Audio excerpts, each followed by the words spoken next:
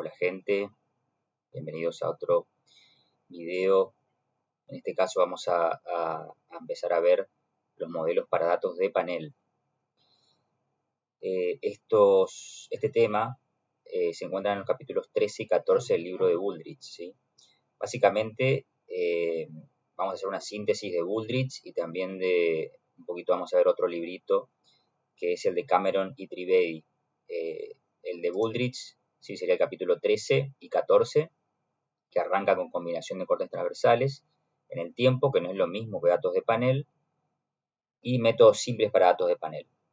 Y luego sigue en el capítulo 14 con métodos avanzados de datos de panel. Y les decía que vamos a ver algo del libro de Microeconometrics Using Stata de Cameron y Trivedi. En el capítulo 8 tienen de vuelta los paneles, los datos de panel, modelos para datos de panel en sus modelos básicos, ¿sí? Yo les voy a dar un resumencito de algunas fórmulas interesantes de este libro, pero les sugiero fuertemente que lean este capítulo, que es muy bueno, ¿sí? Muy interesante, siguiendo sobre todo lo que vamos a ver, los temas que vamos a ver nosotros. Por ahí tienen otros temas que no vemos, eso los pueden saltar por el momento, pero los temas que vemos acá lo pueden leer de este libro también. Así que vamos a comenzar entonces definiendo lo que es datos de panel y diferenciándolos de lo que son simplemente la combinación de cortes transversales. Nosotros hasta ahora venimos trabajando con bases de datos que se llaman de corte transversal. Es decir, por ejemplo, en la encuesta permanente de hogares tenemos la base de individuos, que son personas a quienes se les hace la encuesta durante un periodo de tiempo o en un momento de tiempo, ¿sí? Es decir, entre personas no varía el tiempo en una encuesta particular de un trimestre, ¿no? Obviamente puedo unir diferentes trimestres y tener, por ejemplo, 4 trimestres del año 2020 para la encuesta permanente de hogares de individuos y unir esas 4 bases de datos basadas en 4 operativos de encuestas y tener los 4 trimestres del año 2020. Esa sería una combinación de 4 cortes transversales, ¿sí? Uno por cada trimestre, y representaría, estrictamente sería un pool de cortes transversales, quiere decir una unión de cortes transversales.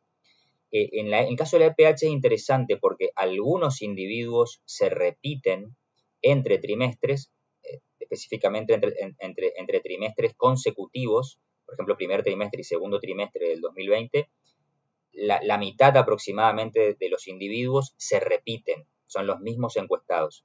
La otra mitad son distintos y vienen de una muestra aleatoria o sistematizada, ¿no?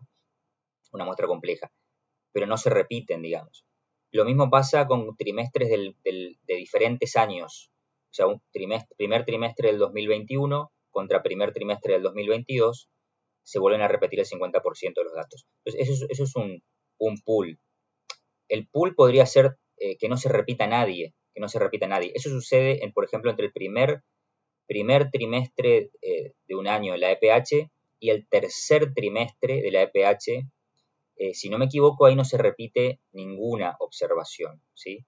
Entonces, ese sería un caso extremo de que no hay repetidos. Todos son casos de pool de cortes transversales, con o sin repeticiones de individuos en diferentes periodos de tiempo, es un pool. No es un panel de datos, ¿sí? No es un panel de datos. Un panel de datos necesita que todos los individuos que tengo en el panel se repitan en el tiempo, ¿sí? Al menos algunos periodos, 2, 3, 4 periodos, ¿sí? Pero no puede haber gente que no se repita en el tiempo. En su medición, la medición de sus variables o la encuesta que le hacen no se repetitiva en el tiempo. Entonces, acá les dice que se suele utilizar datos de panel para aludir a cualquier tipo de conjunto, ¿sí? Cuyos datos tengan una dimensión de corte transversal más una dimensión temporal, como sería esto, por ejemplo, de agrupar encuestas permanentes de hogares. Claramente eso está mal, ¿sí? No es un panel de datos. A eso se le suele llamar datos longitudinales, a veces porque tiene que ver con medirlos tanto en un cross-section como en el tiempo. Pero estrictamente panel, ¿sí? Es lo que le dice acá. Realmente solo son datos de panel, las bases de datos que contienen las mismas unidades de corte transversal, es decir, los mismos individuos encuestados, los mismos hogares, las mismas empresas, los mismos gobiernos. Por ejemplo, si ustedes miden el Producto Bruto Interno de las 24 distritos o provincias argentinas, tienen 24 mediciones por año, supongamos, del Producto Bruto Geográfico.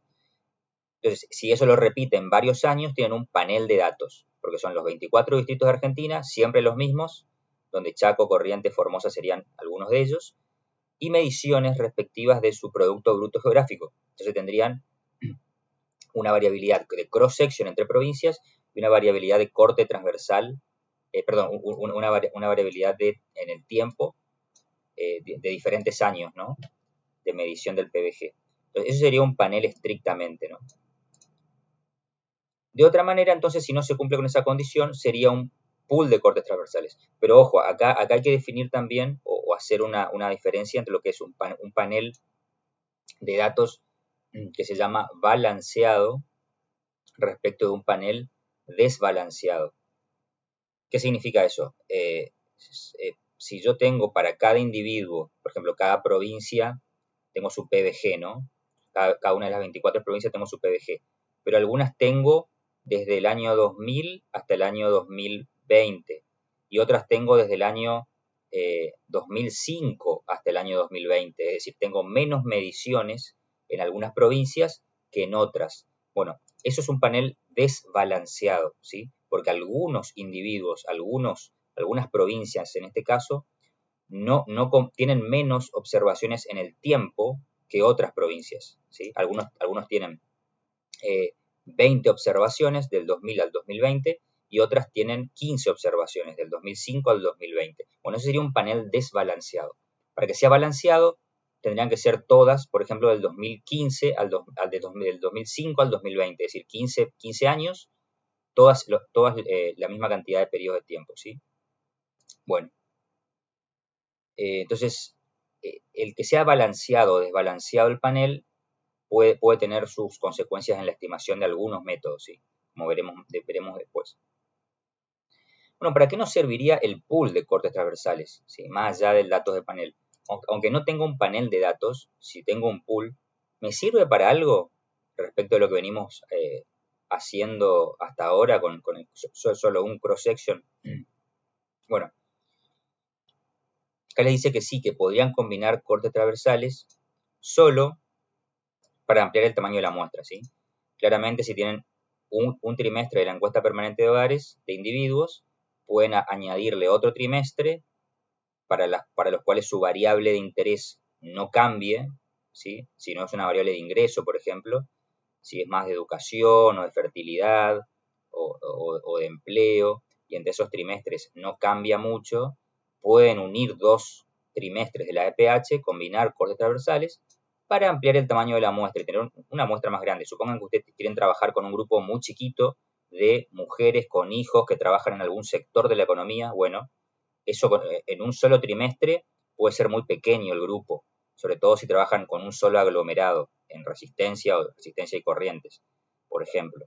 En cambio, si trabajan, entonces ahí si les queda un tamaño muestral muy pequeño con un trimestre de la encuesta, pueden usar 2 trimestres, 3 trimestres, unirlos para ampliar el tamaño de la muestra. Ahí habrá que hacer unos ajustes del ponderador, pero eso es bastante fácil de hacer. Luego dice que podríamos combinar cortes transversales para investigar el efecto del tiempo, ¿sí? Es decir, bueno, antes de pasar a eso, otra cosa que se hace mucho en las facultades, si hacemos encuestas a alumnos de diferentes, de la misma materia, pero de diferentes años, ¿no? Claramente son diferentes alumnos, más allá que alguno pueda repetir el curso y pueda estar repetido, pero se toman como muestras aleatorias del alumnado a través del tiempo. Entonces es un pool de cortes transversales. Obviamente, cada año voy a sumar una cantidad importante de alumnos nuevos y voy a ir aumentando el tamaño de la muestra. Entonces, el primer año son 20 alumnos, es un tamaño de muestra pequeño, le puedo sumar otros 25 o 20 el año siguiente, ya tengo 40, 45, ¿sí? Y así sucesivamente varios años. Si la materia, los profesores, el método de estudio no cambia, quizá puede usarlos todos juntos para contestar una pregunta, ¿sí? Sí, qué sé yo, la relación entre horas de trabajo de horas de trabajo si trabajan los alumnos y rendimiento académico, horas de estudio contra el rendimiento académico, etcétera. Podría contestar varias preguntas con ese tipo de muestras, uniéndolas varios años de cursado. Ese sería otro ejemplo.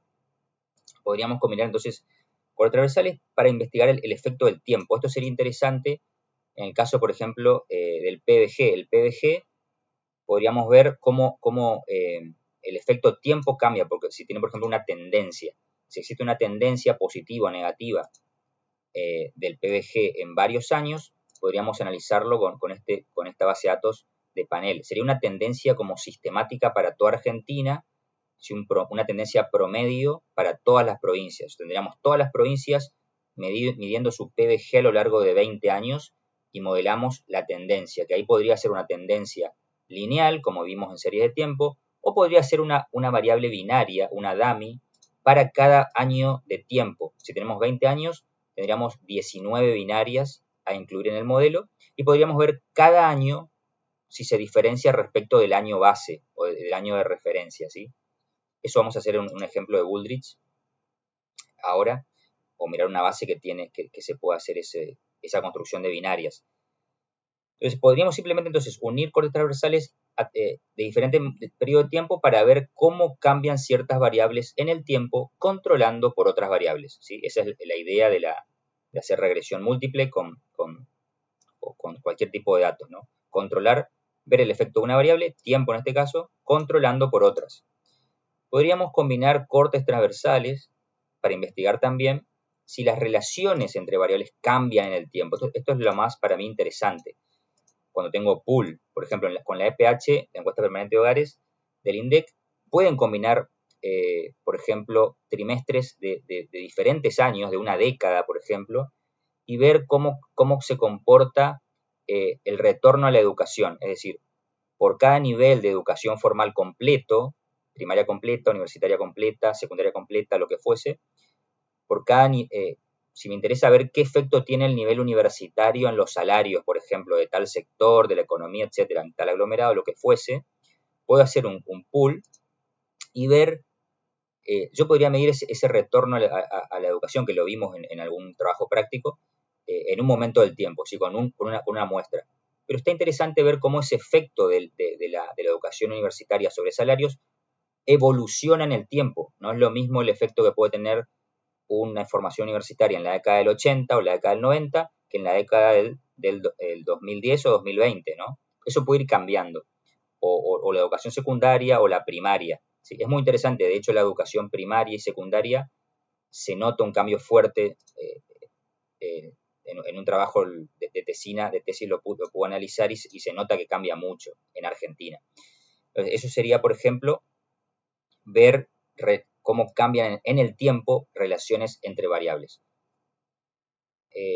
Esto también lo vimos con la ley de Okun. ¿Se acuerdan? La ley de Okun en series temporales. Sin usar panel, vimos cómo en diferentes décadas el PVG de Chaco, relacionado con la tasa de desempleo, es decir, la ley de Okun, cambiaba. En la década del 90 teníamos una ley de Okun invertida, ¿no? Y en la década de los 80 y de los 2000 teníamos la ley de Okun como está prevista en la teoría, con signo negativo la relación entre el crecimiento y el desempleo. Entonces, eso también es mirar cómo cambian relaciones entre variables con el tiempo, pero con datos de panel, ¿sí? No con series de tiempo. Con cualquiera de las dos se puede hacer, pero acá aportaríamos al corte transversal ese tipo de relación temporal, de análisis temporal, ¿no? Bueno, acá está bueno hacer una pausa y ver, me voy a centrar en un ejemplo para que se entienda más, sobre todo la estructura de los datos y su utilidad, y sobre todo de qué tipo de variabilidad estamos hablando ahora, porque eso es muy importante, tener en claro qué tipo de variabilidad de las variables de las mediciones que hacemos vamos a explotar con estos análisis. Porque en el corte transversal explotábamos la variabilidad entre individuos, ¿sí? Entre provincias. En las series de tiempo teníamos un individuo o una provincia fija y explotábamos la variabilidad en el tiempo. Entonces ya no teníamos una muestra aleatoria, sino que teníamos un proceso estocástico. Ahora tenemos la combinación de ambas cosas. Tenemos variabilidad de cross-section, de corte transversal, y variabilidad temporal, ¿sí? O sea, tenemos la combinación de lo que puede ser una muestra aleatoria o compleja sistemática, más la variabilidad en el tiempo dada por un proceso estocástico, ¿sí? Entonces, eso obviamente complica el análisis, pero lo enriquece. Acá hay mucho juego. Yo creo que el datos de panel hoy por hoy es algo esencial en el herramental del economista, ¿sí? Quizá este sea el tema más importante del curso, porque además combina todo lo anterior. Vimos todo lo que es forma funcional, se aplica. Todo lo que vimos de variables binarias, modelos Probit y Logit, se aplica porque existen modelos para datos de panel, Probit y Logit para panel, ¿sí? Lo que vimos de variables instrumentales se aplica también, y lo que vimos de series temporales, como la autocorrelación, como también está en proceso estocástico, ¿sí? Las observaciones en el tiempo son series temporales, también se aplican muchos conceptos. Entonces, es un tema que combina todo y es súper útil para el análisis aplicado. Entonces, vamos a mirar, voy a usar de ejemplo la base de datos Weiss-Pan, que está en el libro de Booldrich. En el aula virtual ustedes tienen todas las bases de datos del libro de Booldrich. Si van al libro de Booldrich, el capítulo 14, en el ejemplo 14. Si no me equivoco, es 14.2 del libro de Booldrich. Vamos a ver si lo encuentro. 14.2, por acá hay un ejemplo. Acá. Tabla 14.2 del ejemplo 14.4, perdón, 14.4 es el ejemplo, ¿sí? Que es una ecuación de salario que utiliza datos de panel. Y la base de datos es Weiss-Pan, ¿sí? Punto DTA sería la de ustedes. Que para el Stata en las bases de datos que están en el aula virtual está en minúsculas, ¿sí? Minúsculas, Weiss-Pan DTA. Búsquenla y la vamos a abrir ahora en el Stata. Bueno, lo primero interesante es ver qué estructura tiene una base de datos de panel, ¿sí? Existen dos formas de ordenar los datos de panel. Hasta ahora nosotros teníamos los individuos de corte transversal así en cada columna, o sea, cada fila es un individuo. Ahora eso se sigue manteniendo, cada fila sigue siendo un individuo, ¿sí? Pero ahora, como tengo varias mediciones del mismo individuo, entonces le tengo que dar un identificador. Entonces, la primera variable en este caso, NR, es el ID o identificador de cada individuo, o sujeto, objeto que estoy, o unidad de análisis que estoy estudiando y midiendo sus características.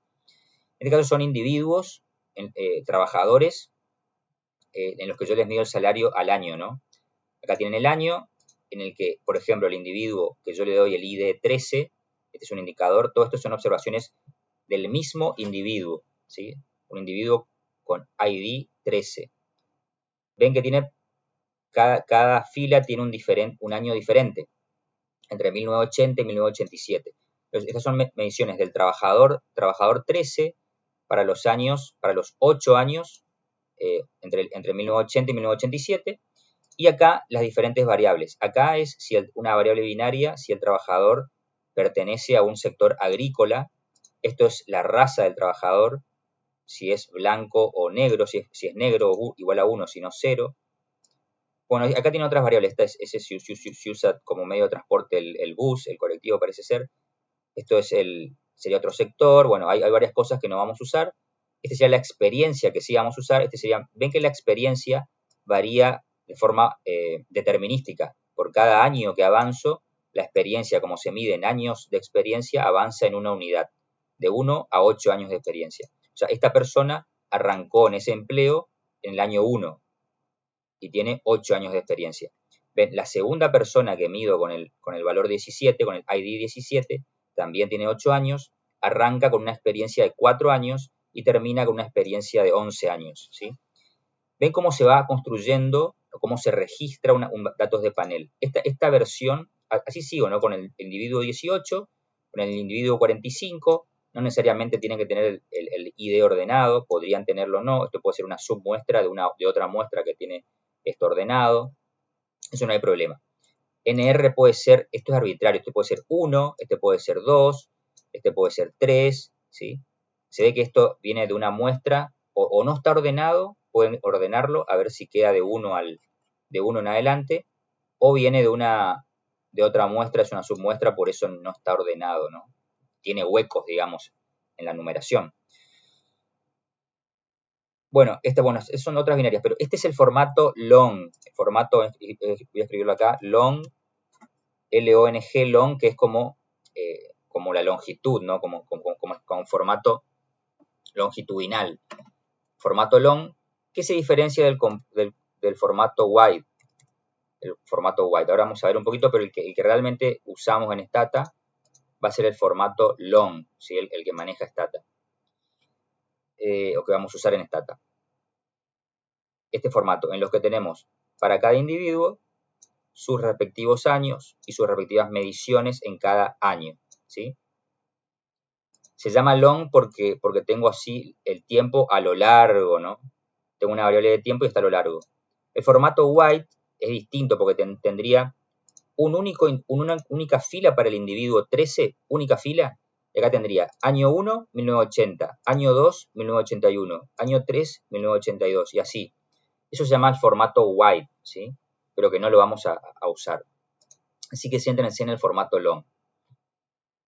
Bien, este sería entonces una estructura típica de datos de panel, en formato long. Perdón. Fíjense si le hacen un comando. Acá les dice, esta base ya tiene formato de panel, formato long, ¿sí? Y ya está declarada, esto es lo más importante, ya está declarada en el Stata como un dato de panel, como una base de datos de panel. Es decir, así como le teníamos que decir al Stata que estamos trabajando con una serie de tiempo, con el comando, en ese caso era tsset, de time series set, acá le tenemos que avisar también si que estamos trabajando con una base de panel, que es el comando xtset. Ven que sería como una variable x con un índice t de tiempo. Y set sería como el tsset, que fijamos o declaramos esta base como de panel. Esta base ya está declarada, ¿sí? Ustedes la cargan y ya está, como yo la cargué acá, y ya está declarada, ya viene declarada como dato de panel. Es decir, que no hace falta volverla a declarar como datos de panel, ¿sí? De hecho, pueden ejecutar este comando. Cualquier comando de Stata para datos de panel comienza con xt. El describe, el mismo describe que usábamos antes, o el mismo summarize, el sum de summarize que usábamos antes, le ponen antes xt para datos de panel. No va a funcionar poner xt si no declaran antes que la base es de panel, ¿sí? En este caso, si ejecutan un comando como este xtDescribe y funciona, quiere decir que la base de datos ya fue declarada, como le estoy diciendo en el caso de esta base. Si no, antes de analizar esto, ¿qué tendrían que hacer si esto no funciona? Tienen que declararla. No lo voy a correr, pero pueden correrlo, no pasa nada. Pueden correrlo. Pueden correr el xtset. Primero se pone el ID que me indica que es un indicador de individuo, ¿sí? El individuo 13 que vimos acá sería un individuo, el 17 sería otro individuo. Entonces, en el xtset le tengo que poner el ID del individuo y el año, ¿sí? Entonces, ahí para Stata se da cuenta que la estructura de datos es de panel con un indicador para el cross-section y otro indicador para el tiempo, ¿sí? Y ahí sí ejecutan de vuelta voy a ejecutarlo, no pasa nada. xtset, acá les dice panel variable, nr es, acá les avisa, strongly balanced, ¿sí? Fuertemente balanceada, o sea que está bueno porque les dice que si está balanceada y si está perfectamente balanceada, ¿no? Si no, le puede decir que es weak, el balanced, o un unbalanced, que está desbalanceada. Bueno, eso vamos a ver ahora un poquito lo que es, cómo ver el balanceado o desbalanceada, pero acá les dice fuertemente balanceada. ¿Qué quiere decir eso? Que para todos los individuos, para todos los ID-NR, tengo la misma cantidad de años. O sea, si son los mismos años, no solamente la misma cantidad, 8 años creo que eran, 8, 7, sí, 8 años, está acá. No solamente 8 años para todos, sino que son los mismos años, ¿sí? Los mismos años. Eso es balance, ¿sí? Bueno, si vamos al describe, que lo pueden ejecutar acá de vuelta, sale lo mismo, después del xtset, le da lo mismo. Acá básicamente le describe cómo arranca. Arranca con el ID mínimo, es el que veíamos acá en la base de datos. El 13 es el mínimo, ya está ordenado. 13, 17, 18. Acá les muestra 13, 17, hasta el 12.548, ¿sí? Ese es el ID más grande para un individuo. Y estos son los años, ¿sí? T de años igual a 8 años, N minúscula, la cantidad de individuos. Para el stata, N minúscula es el tamaño del cross-section, del corte transversal, la cantidad de individuos. Y N mayúscula, que creo que no está acá, N mayúscula sería N multiplicado por T, es decir, 545 por 8, que te da el tamaño total de la muestra, ¿no? Porque tengo 545 individuos medidos 8 años. O sea que el tamaño muestral es N multiplicado por T, ¿sí? Y acá pueden ver, acá les dice 8 periodos, cada unidad se mide cada año, o sea, el delta year, cada año, cada medición se hace en un delta anual, ¿sí? O sea, la variación entre mediciones del salario es anual, ¿sí? Cada año mido cuánto gana el tipo, qué edad tiene, qué experiencia, ¿sí? Si está casado o no está casado. Bueno. Y acá les muestra también que es un panel balanceado, ¿sí? La distribución de T sub I de los periodos para cada individuo, y vemos que todos los individuos tienen la misma cantidad de años. Si no, si algunos individuos tendrían 5 años, acá aparecería como el mínimo, ¿no? El mínimo sería 5, entonces el 5% quizás estuviese entre 5 o 6, este estaría entre 7 quizá, y este recién estaría en 8. Cambiaría esto si hubiese desbalance, ¿sí? Pero sería un desbalance de cantidad de años. Pero acuérdense que para que sea balanceado perfectamente tienen que ser los mismos años. Podría yo tener acá todo 8, 8, 8, 8, pero algunas personas están evaluadas en 8 años diferentes de los 8 años en los que se evalúa otra persona. Podrían diferir, ¿no?, los periodos de tiempo y aún seguir siendo 8 años. Bueno, y obviamente pueden usar está muy bueno que jueguen con todos estos comandos. Acá en el libro de Linear Panel Models les habla de estadístico, de hacer estas descripciones de los modelos básicos. Mírenlo de los comandos de Stata, igual los vamos a ver, las opciones. Mírenlo porque está bueno entender qué opciones de variabilidad tengo acá. Parece un tema difícil, pero una vez que entiendo la estructura de variabilidad, los componentes del modelo, es bastante fácil de entender. Bueno, un paso importante para entender variabilidades es analizar los datos con el comando xtsummarize. xtsum, voy a poner el índice y el año para ver qué sucede, aunque es un poco redundante. Y voy a poner el logaritmo del wage, la experiencia y la variable binaria de raza negra. Bueno, como el summarize les tira para cada variable un análisis. Pero fíjense qué interesante. Para la media de la variable indicador, bueno, esto no significa nada porque es la media de un índice, ¿no? Esta es la media de un año, tampoco significa mucho. Esto sí, sería la media del log wage y esta es la experiencia media. Quizás esto es lo más intuitivo y entendible es esto, 6,5 años de experiencia, ¿no? Y este 11,11,5 también sería la proporción de gente de raza negra en toda la muestra. Estas dos serían las más con sentido, interpretación económica o práctica de estos valores. Lo importante es que en todas ustedes pueden ver los estadísticos descriptivos divididos en 3 partes. Uno es overall, otra es between y otra es within, ¿sí? ¿Qué quiere decir esto? Como ustedes tienen una variabilidad total que está dada por tanto la dimensión de corte transversal como de tiempo, esta por esta, esa es la overall, que es la global, ¿no? La variabilidad global total, tanto la variabilidad que me da el paso del tiempo como la variabilidad de corte transversal, de los mismos individuos, son los mismos individuos, ¿sí?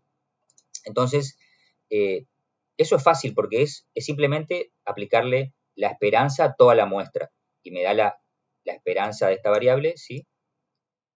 Eso es fácil de entender. Ahora, yo tengo, para la esperanza no hay problema porque aplicar la esperanza global a hacer un promedio global, a hacer un promedio por individuos y después promediar, como sería la between, me da lo mismo, la misma media. O sea, por propiedad de la media no se tiene que preocupar. La media es la misma para las tres variabilidades, between, within y overall, ¿sí? Por propiedades de la media. O sea, te da lo mismo dividir tu muestra en subgrupos, promediar los subgrupos, o sea, una variable los promedias por subgrupos, y después las medias de cada subgrupo las promedias en total, ¿sí? Eso te da lo mismo que haber promediado todas las observaciones de todos los grupos de primera mano, o sea, te da la misma media, por propiedad de la media, no importa que yo promedie dentro de subgrupos y después esos promedios los vuelva a promediar en total, me da la misma media que haber promediado cada individuo. Bueno, piénsenlo, son propiedades básicas de la media, o sea que ahí la media es la misma para todas las opciones de variabilidad. Lo que no es lo mismo es la varianza o el desvío estándar. Ven que cambia el desvío estándar, por ejemplo, de la experiencia o de la raza negra, que son las más interpretables, en las tres modalidades de overall, between y within, ¿sí? Bueno, esto está interesante que lo vean. Creo que está acá. Acá les preparé un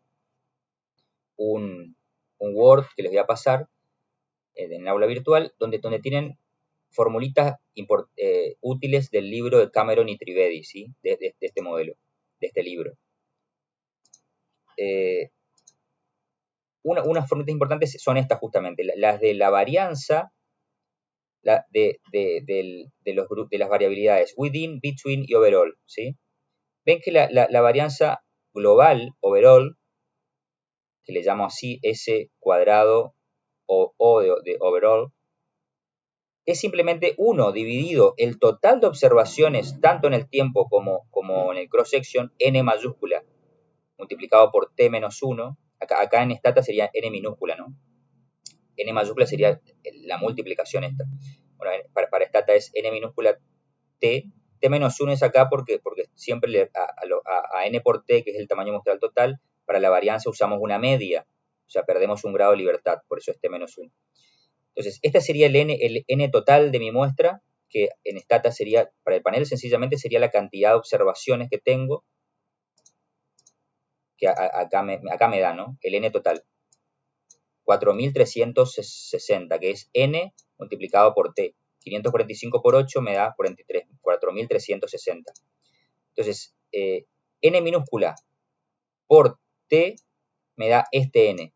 Acá usa otra notación, pone n mayúscula y sería n minúscula por t menos 1. Pero acá iría como denominador en este 1 sobre esto, iría el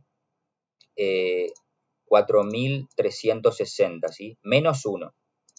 Entonces sería 1 sobre 4.360 menos 1. Es la muestra total. Y acá es simplemente la suma de todos los valores de cualquier variable, por ejemplo, black o expert, sería mi x y t, ¿sí? Menos su media elevada al cuadrado. Es decir, todas las observaciones que tengo en mi base de datos de expert, todas menos la media global, ¿sí? La media global, xt, elevado al cuadrado. Es como la varianza. Nada más que la doble sumatoria que les puede confundir es lo mismo, es como sumar, es como agarrar esta columna y sumarla. Sumar. Acá estoy haciendo sumatoria por i, que sería cada individuo, y el tiempo. Es decir, al sumar todo de una, estoy implícitamente sumando a través del tiempo y a través de individuos. Eso es lo que se representa acá, con la doble sumatoria en individuos y en el tiempo. Pero es simplemente sumar una columna de stata, o sea, ¿sí? Para una variable que en este caso sería cada observación menos su media al cuadrado. Es simplemente como una varianza puesta en notación de panel, ¿sí? Pero esto es una varianza, nada más. Fíjense que acá tienen la media, esta es la media overall, la media global, que es 1 sobre el tamaño muestral de la base, con la doble sumatoria, ¿sí? Pero de X y T. Esta es la media. Sumo todos los valores de X y T y divido por la cantidad de la muestra. O sea, la cantidad de sumandos que tengo acá. Listo, una media común y corriente. Ahora, la media sub IT, esto es distinto. Esta es la media para cada individuo de la muestra. O sea, si tenía 545 individuos, voy a tener 545 medias, X medias Y. Para cada individuo, lo que promedio es la variable del individuo, por ejemplo, la experiencia de cada individuo, en el tiempo. Es decir, acá sería 1 sobre 8 periodos, y acá la suma de los 8 años de experiencia. ¿Sí? Si arranca con un año de experiencia, sería 1 más 2 más 3 más 4 más 5 más 6 más 7 más 8, dividido 8. ¿Sí? ¿Está? Entonces, la suma te va a dar, creo que te da 4, porque es el promedio, ¿no? de experiencia. Si va de 1 a 8, el promedio va a ser 4. Bien, entonces esto es lo que se usa acá en estas fórmulas. Pero acá en la primera se usa solamente la global, ¿sí? ¿Cuál es la variabilidad within? Within es quizá no sé si la más fácil de entender, vamos a ver. La within significa dentro o por dentro, ¿no? Se refiere a la variabilidad que hay, por dentro se refiere a cada grupo, o sea, cada individuo. Cada individuo, cómo varía en el tiempo, esa variabilidad temporal sería la within. La variabilidad en el tiempo es la que importa para cada individuo. Como yo, Matías Igen, mido, por ejemplo, mis ingresos mensuales o anuales y eso va variando a través del tiempo, a través de los meses o a través de los años. Esa es la variabilidad within, la variabilidad de cada individuo a través del tiempo. Fíjense que entonces es la sumatoria de cada observación X y T, de cada individuo Y en el tiempo T, menos la media individual de cada tipo. Este sería, por ejemplo, mi salario anual en 10 años, mis 10 mediciones de mi salario anual en 10 años, menos mi salario promedio en esos años, mi salario anual promedio, pero para mí. Lo mismo hago para todos los demás individuos de la muestra. ¿Está? Entonces, esto luego sumo para todos los individuos y para todos los periodos. ¿Sí? Una vez que tengo cada una de mis observaciones menos mi media personal, lo sumo para todos los individuos, porque hay muchos individuos, no solamente yo, y para todos los tiempos, perdón, primero todos los tiempos y después todos los individuos. ¿Sí? Y eso lo divido por la cantidad total de vuelta de la muestra. Acá estoy sumando por I y por T. Entonces, esto lo que hace es captar cómo se mueve, cómo varía las mediciones que tengo en X y T, pero con respecto a la media personal, a la media individual de cada individuo, ¿sí?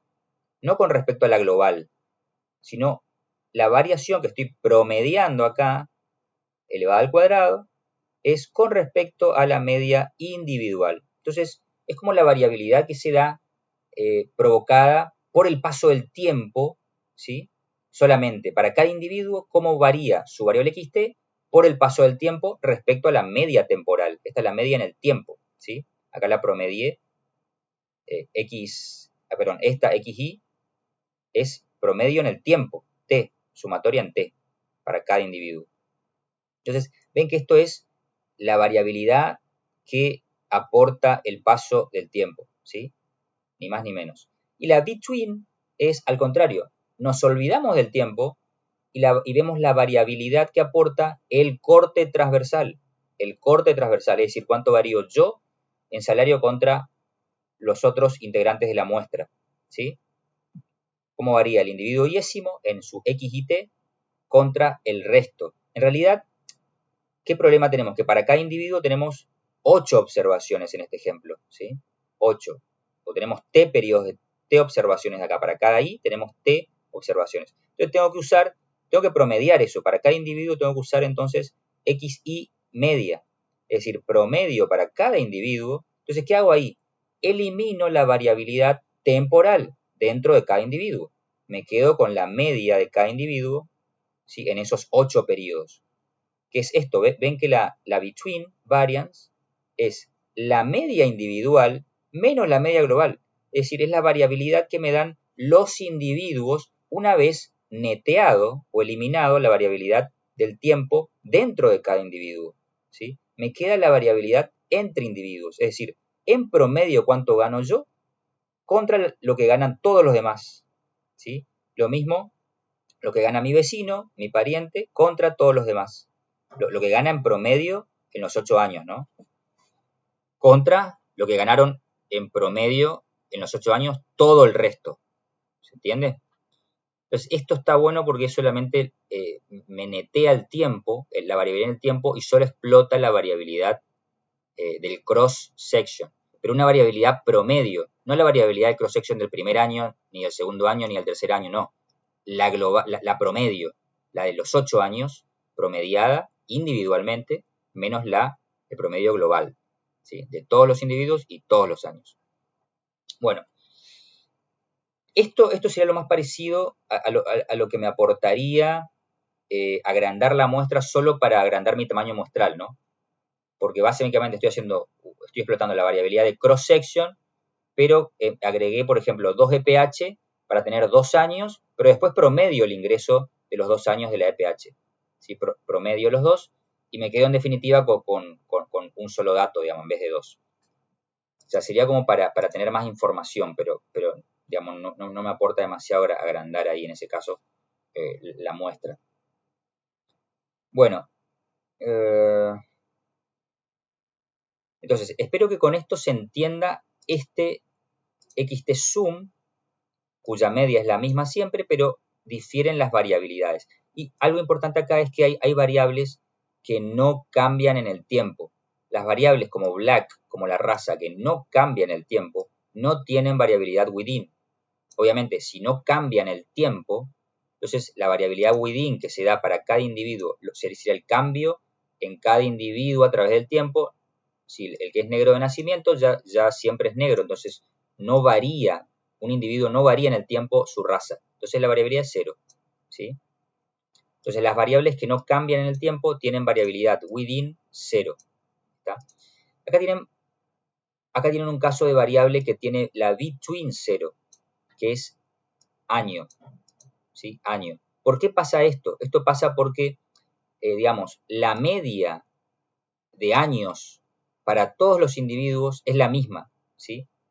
Todos tienen este promedio, que en realidad es promediar los años de 1980, 81 hasta 1988, 87 era, ¿no? A ver, 1980 a 1987. Yo promedio estos números y me da ese número, ¿no? El tema es que como las personas se miden exactamente en los mismos años, las medias para todos es la misma. O sea, la media global es la misma que cada una de las medias within, ¿sí? Esta que es la media global es exactamente igual a todas las medias within de cada individuo. Es decir, a cada una de las medias que saco acá. A la media de estos años, a las medias de estos años, a la media de estos años. O sea, para cada tipo tengo el mismo valor de media individual y que es la misma, que la variabilidad global. Entonces, obviamente, eso no tiene variabilidad between, ¿sí? Porque la between me da las medias individuales contra la media global. Si son iguales, variabilidad 0, ¿sí? Bueno, todo esto por más que yo se lo explique mucho, bueno, les puedo ayudar, pero esto lo tienen que pensar por ustedes mismos. Ven las formulitas, ven la lógica de esto, porque mientras más fácil entiendan todo esto simple, después van a entender mejor los modelos y qué supuestos hacen los modelos para datos de serie de panel, para lidiar con diferentes características de estas variabilidades, ¿sí? Y del componente de error, que también se descompone de esta manera. El componente de error del modelo de regresión se puede ver como un error overall o con componentes between y un componente within. dentro del error, es un error compuesto, ¿sí? Entonces, importantísimo que manejen la intuición de estas variabilidades dentro y entre, ¿no? Within y between. Bueno, a ver si vale la pena ver algo más de esto. Bueno, la descripción, por ejemplo, otras formas de escribir son las tablas de frecuencias, XT de tabulate, ¿no? Para, por ejemplo, la variable más fácil de ver es black, que es con dos valores. Acá me dice 0 o 1, negro o no. Hay 504 individuos negros y 3.856, no individuos, perdón. Esto sería datos en total en el panel. Hay individuos repetidos acá, el mismo individuo repetido. Son todas las repeticiones, o sea, n individuos por 8 periodos, ¿sí? Y hay observaciones de trabajadores de raza negra en 504 observaciones, no individuos, no observaciones. Acá, en between, me da sí la cantidad de individuos de raza negra, 63, contra 482 de raza blanca. En total me da los 545 individuos que tengo en la muestra, el n minúscula, ¿no? Para el stata. Y acá la frecuencia relativa en porcentaje, ¿no? Esto es el tabulate, ¿sí? En cambio, la within no tiene sentido acá porque acuérdense que el raza negra no cambia. No cambia para cada individuo. Entonces, esto es siempre 100-100. O sea, siempre soy blanco y siempre soy negro, digamos. O sea, no va a haber para un mismo tipo un porcentaje de veces que soy blanco y un porcentaje de veces que soy negro, digamos. Eso no existe. Entonces, esto no tiene sentido, sino esta parte. Y para educación pasa algo interesante también. Educación también es fija en el tiempo. El tipo que dice 3 años de educación en 1980 también tiene 3 años de educación en 1987, ¿sí? Es lo mismo, está fija en el tiempo. Otra variable. Entonces, pasa que la overall y la between, ¿sí? Tienen la misma frecuencia acumulada. No, perdón. La primera frecuencia relativa, ¿sí? En porcentaje. Ven que es la misma.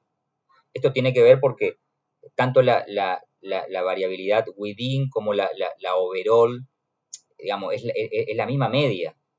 Es la misma media, pues son los mismos años para cada individuo que en toda la muestra. Entonces, esta acumulación de gente con 3 años de educación es este porcentaje, con 5 años de educación es este porcentaje, se repite between también, ¿sí? Y como within, hacia adentro de cada individuo, no me cambia la educación, de vuelta, para todos los tipos siempre es, para todos los que tienen 3 años, siempre tienen 3 años, 100%. Para todos los que tienen 5 años, siempre tienen 5 años, ¿sí? Digamos, en todos los periodos, entonces eso no va a cambiar, no tiene sentido analizar la within, porque educ no cambia en el tiempo, y acuérdense que la within es, las variables tienen que cambiar dentro de cada individuo en el tiempo, y la educación no cambia. Bueno, todo esto analícenlo con las otras variables. Después está Marriott, también xtab, xsum, el summarize, ¿sí?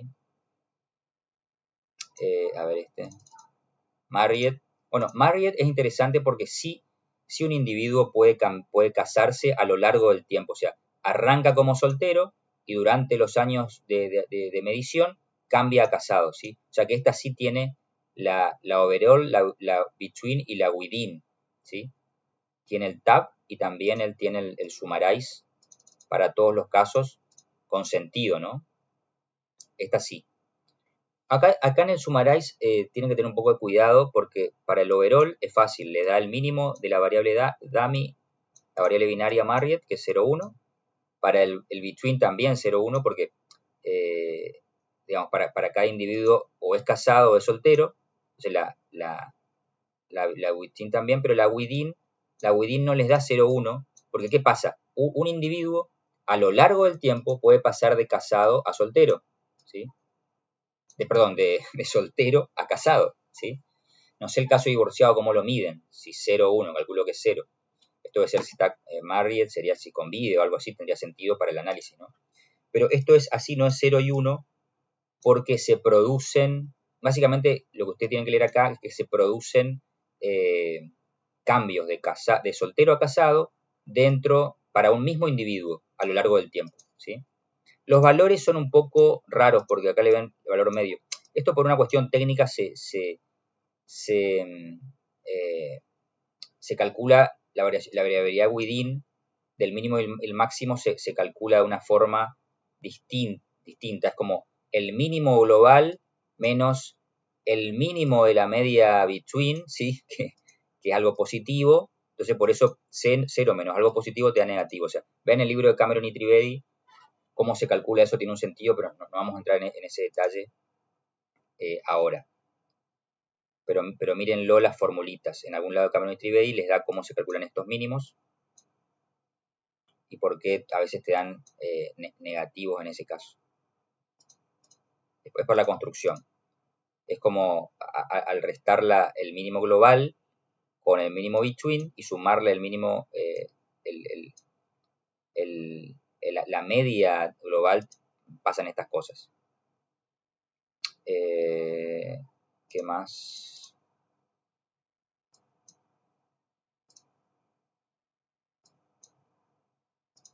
Bueno, y acá tienen un XT-tab de L-Wage. Acá les da un error. Igual que cuando les da un error en el tabulate del cross-section, cuando hay demasiados valores a tabular. Cuando tienen demasiados valores de la variable que quieren tabular, les aparece un error, ¿sí? Porque no les alcanza la memoria o la matriz que maneja el programa, lo que sea. O sea que en ese caso les va a dar un error. Pero en estos casos no se preocupen porque hacer un tabulado con tantos valores es como inútil, ¿no? Ya habíamos dicho eso, nos pasaba también en el cross-section. Les puede pasar, digo, en la EPH, por ejemplo, si tienen una variable con muchos valores. Pero les aviso que no es un problema, sino que esta variable tiene demasiados valores diferentes, ¿sí? O sea, de los 4.300 y pico de valores, te dan miles de valores diferentes que no se pueden tabular. Bueno, vamos a dejar por ahora el stata y vamos a terminar el video hablando sobre lo que es un primer modelo, un primer estimador que explota la estructura de panel, que se llama estimador de diferencias en diferencias, diff in diff. Con esto arranca el libro de Booldrich, el capítulo 13. En el capítulo 13 un poco, está muy bueno el libro de Booldrich, pero se queda un poco corto en la parte de fórmulas y la parte más técnica, por eso le agrego el de Cameron y Trivedi. Pero el capítulo 13 está interesante porque les habla de los estimadores, pero siempre aplicándolos a un problema de evaluación de políticas, ¿sí? Principalmente, que es lo más útil para un economista, ¿sí? Efectos sobre las tasas de crimen de determinadas políticas, o el efecto de un incinerador, o el efecto sobre el salario de diferentes valores. ¿Ven? Análisis de políticas con datos de panel. Acá usa varios estimadores de primeras diferencias o diferencias en diferencias. Así que está muy bueno los dos capítulos de Booldrich, no tienen desperdicio, y el de Cameron y Trivedi tampoco, les sugiero que lean los dos. Volviendo a las diapositivas, este es un resumen de lo que es el estimador de diferencias en diferencias. Este estimador puede costar un poquito entenderlo, pero es sencillo, pero se estima con MCO de una forma muy sencilla, usando los elementos que ya vimos anteriormente, ¿sí?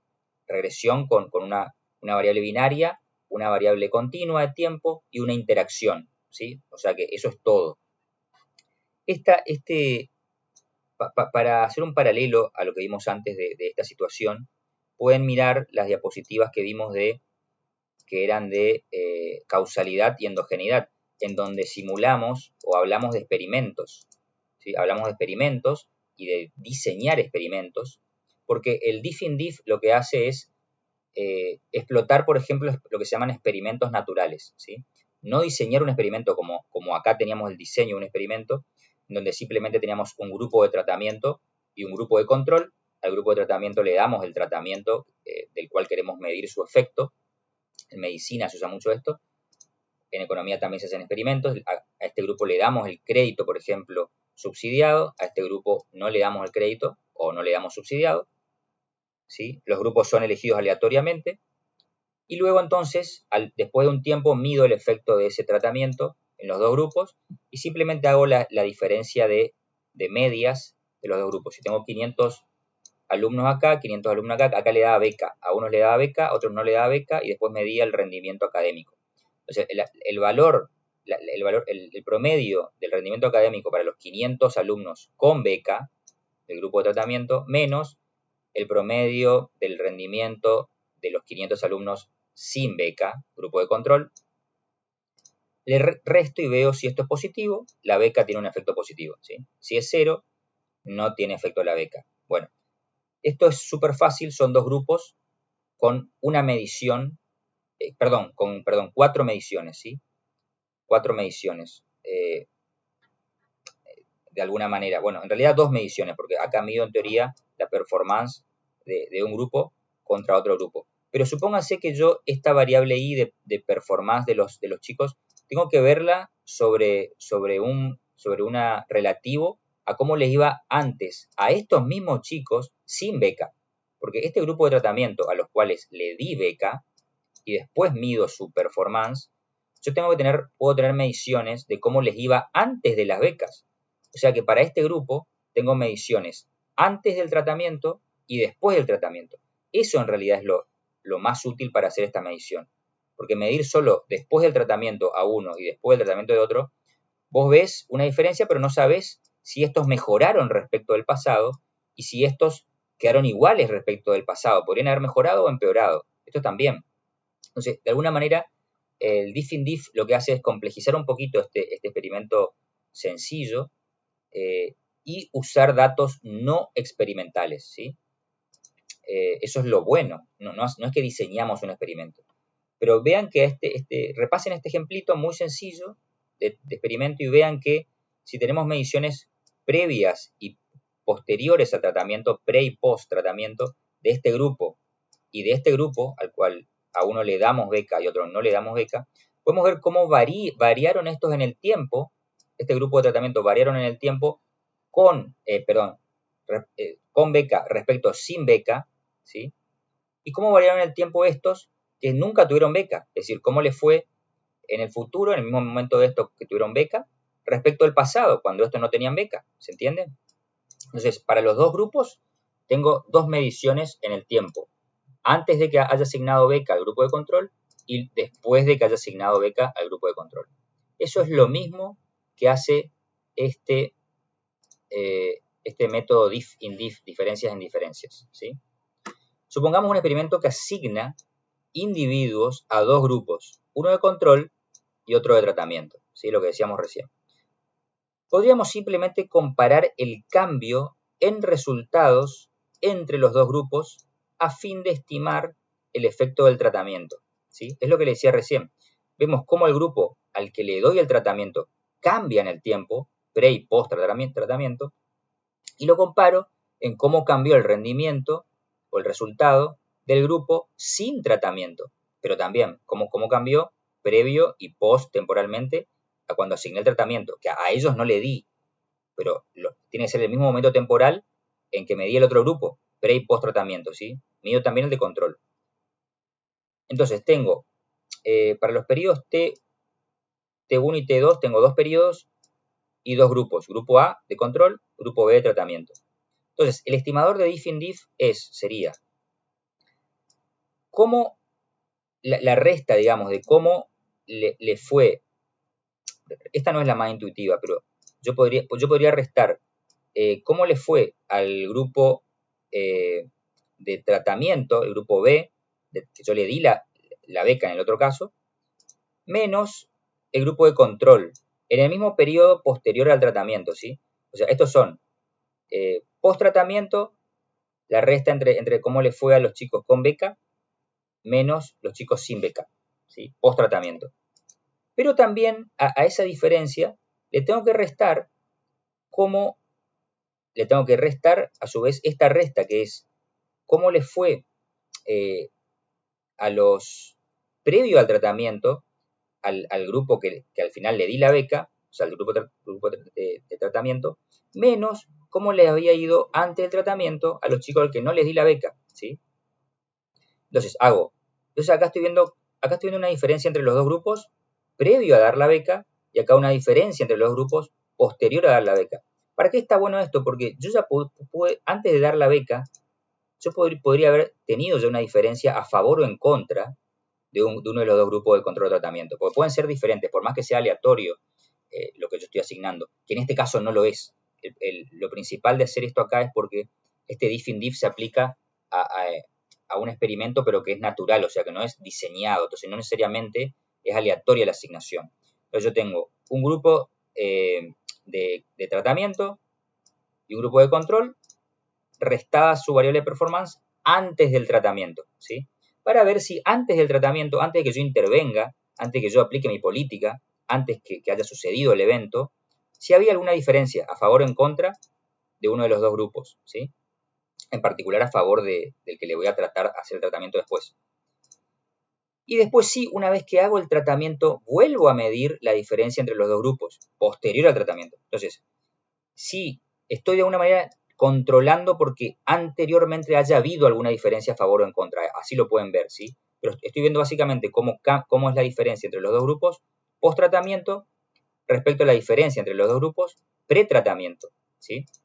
Lo importante es que quiero ver si es un efecto, si quiero ver si espero que el tratamiento tenga un efecto positivo sobre el rendimiento, sobre lo que fuese, tendría que ver que esta variación es positiva, pero mayor a esta variación.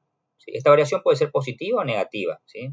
Puede ser aleatoria, pero podría ser positiva. Ya este grupo que le voy a tratar podría tener un rendimiento superior al otro, pero si después del tratamiento aumenta esa diferencia, entonces eso se evidencia a favor del tratamiento, ¿sí? Bueno, otra medición es lo mismo, es hacer una propiedad distributiva de la suma, de la resta, de la suma, y me da esto. ¿Cómo varía el mismo grupo de tratamiento entre los dos periodos? ¿Sí? ¿Cómo varió el grupo que yo traté? O sea, post-tratamiento menos pre-tratamiento del grupo que yo lo traté. Y a eso le resto, esa variación le resto, cómo varió en el mismo periodo de tiempo el grupo que yo no traté, ¿sí?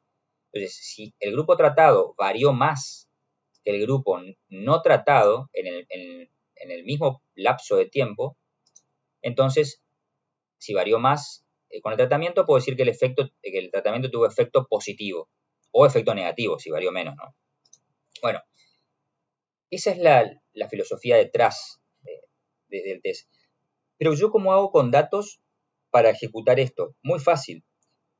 Fíjense que tienen que hacer una regresión con variables binarias indicativas del periodo 2. El periodo 2 sería cuando yo hice el tratamiento. O sea que tienen sus datos, tienen todas sus mediciones de los dos grupos, pre y post tratamiento. Tiene una variable binaria que te indica el periodo en que yo traté, posterior al que traté, ¿sí? O sea, que te indica, bueno, en este periodo yo realizo las mediciones del rendimiento post tratamiento. Entonces esa variable toma valor 1 en el periodo post tratamiento, en el periodo 2. Y también tengo que tener una variable binaria que represente o que indique el grupo B. El grupo B era el de tratamiento, ¿sí? Yo tengo una variable de tiempo que es pre y post tratamiento, igual a 1 post tratamiento, y una binaria de tratados y no tratados, donde toma valor 1 cuando es el grupo de tratamiento, el grupo de tratados, grupo B, ¿sí? Yo tengo la variable de resultado, que son todas las mediciones pre y post tratamiento de ambos grupos, regresada contra la binaria de el grupo B, que me indica si es el grupo de tratamiento, igual a 1, y 0, grupo de control, y la variable de tiempo, si es post tratamiento igual a 1, si es pre tratamiento igual a 0. Pero también necesito la interacción entre ambas, ¿sí? La interacción, porque acuérdense que esta interacción mide cómo el paso del tiempo, o mejor dicho, cómo el grupo del tratamiento, el efecto de estar en el grupo de tratamiento sobre el rendimiento, ¿sí? El efecto de estar en el grupo de tratamiento sobre el rendimiento cambia entre los dos periodos, ¿sí? Con esto puedo testear la diferencia, básicamente esta diferencia global que tengo acá, esta diferencia global que tengo acá o esta diferencia global que tengo acá, la capto con este coeficiente beta 3. Piénsenlo un poquito, pero aplicando lo que saben de cómo una variable DAMI de tratamiento interactuando con el tiempo, cuando las dos valen 1, este grupo de tratamiento en el grupo post-tratamiento, me capta la diferencia a favor de el grupo tratado en el periodo post-tratamiento. Y le puedo ver su significatividad individual y decir, sí, si es positivo, el tratamiento tiene efectos positivos sobre la variable I. ¿Sí? Bueno, piénsenlo, pero es básicamente aplicar variables binarias e interacción de binarias. Entonces, la estimación de beta 3 será la diferencia en diferencia entre las medias de cada grupo. O sea, esto, beta 3 es ni más ni menos que la diferencia menos la diferencia. ¿Sí? Se llama diff in diff, diferencias en diferencias. ¿Sí? De ahí viene el nombre. Y me capta el efecto del tratamiento y su significatividad estadística. Puedo ver si es significativo el coeficiente o no. ¿Sí? Para terminar, les dice cuando no existe una asignación aleatoria de los dos grupos, que es algo habitual en economía, el modelo de regresión se vuelve muy útil. ¿Sí? Porque, claro, cuando hay asignación aleatoria es más fácil. Hago esto que teníamos acá en esta diferencia de medias y listo. De hecho, sería lo mismo que hacer, lo mismo que hacer esta regresión y listo. Ahora, ¿qué les dice acá? Cuando no hay asignación aleatoria, pueden haber variables X para controlar. Supónganse que este modelo, que alguno de estos dos grupos tengan variables X que pueden afectar este efecto, ¿sí? El beta 3. Entonces yo puedo meter acá las variables, como acá tengo cada individuo de cada grupo pre y post tratamiento, puedo meter variables que pueden afectar este efecto como variables de control. Por ejemplo, si los dos grupos varían en edades, en la edad, varían en experiencia, varían en poder adquisitivo, en lo que fuese, si fuese rendimiento, qué sé yo. Si varían los dos grupos o varían el mismo grupo a lo largo del tiempo, puedo meter todas las variables de control relevantes en esta regresión, ¿sí? Y eso me extendería el análisis simple, que sería restar estas medias, ¿sí? Me lo extendería, o sea, controlaría por otros factores que, que pueden aparecer porque las dos muestras no son aleatorias. Ojo, aunque sean aleatorias, yo puedo tener un error muestral. Aunque yo intente asignar aleatorio un tratamiento, no necesariamente los grupos van a ser iguales, ¿sí? El muestreo aleatorio me permite asegurar que en grupos grandes, si asigno 500 tratamiento a 500 tipos y no tratamiento a 500 tipos, los valores inobservables que pueden afectar el tratamiento, y tanto observables como inobservables, van a estar balanceados entre los grupos. O sea, los dos grupos van a ser comparables, ¿sí? Pero por casualidad puede ser que un grupo tenga más edad, más experiencia, lo que sea. Por casualidad, asignar aleatoriamente, pero la verdad, aleatoriamente tendrían que tener la misma experiencia cada grupo, pero por casualidad, de sorteo, me salió un grupo con variables X, otras variables X y también incluso inobservables distintas. Entonces, controlar por lo menos las variables X observables me puede ayudar aun cuando yo tenga asignación aleatoria de tratamiento, ¿sí? O sea que por eso es muy buena la regresión, análisis de regresión, más allá de una simple diferencia de medias, ¿no? ¿Qué es lo que le dice acá? Bueno, este y esto, ¿no? Se vuelve útil la regresión porque puedo controlar por otros factores que desbalancean los dos grupos o que hacen diferir a los dos grupos. A veces se lo denomina como experimento natural, especialmente cuando un cambio en una política pública, cuando un cambio en una política pública es analizado, ¿sí? Eso típicamente cuando tengo, por ejemplo, dos pueblos contiguos, pero uno está alejado de donde va a pasar una ruta. O sea, hago una ruta nueva, quiero ver el efecto de la ruta, de que pasen por ahí, qué sé yo, carga pesada, camiones, el efecto económico sobre el pueblo pequeño. Y tengo otro pueblo muy parecido, un poco más adentro, o sea, más lejos, fuera de la ruta principal. Yo quiero, antes los pueblos no tenían una ruta que le pasen cerca, ahora le paso una ruta y quiero ver cómo afecta la ruta a la actividad económica. Entonces de control uso el pueblo por donde no pasó la ruta y de tratamiento uso el pueblo por donde pasa la ruta. Entonces puedo ver cómo afecta esa ruta en la actividad económica, comercial, por ejemplo, de un pueblo, controlando por el otro pueblo, donde no pasó la ruta. Sería un experimento natural. No es una política pública eso, pero bueno. Una política pública sería, qué sé yo, subo los impuestos en una provincia y en otra provincia no. Una provincia que está al lado, muy parecida. Por ejemplo, Chaco y Corrientes se pueden usar.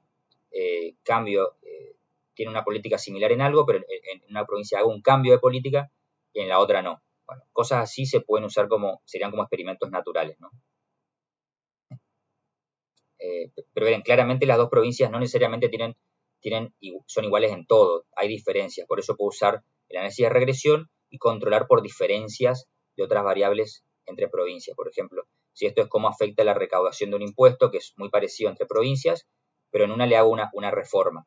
Entonces puedo comparar cómo varía la recaudación en una provincia sin tratamiento o sin reforma y otra con reforma o tratamiento, ¿no?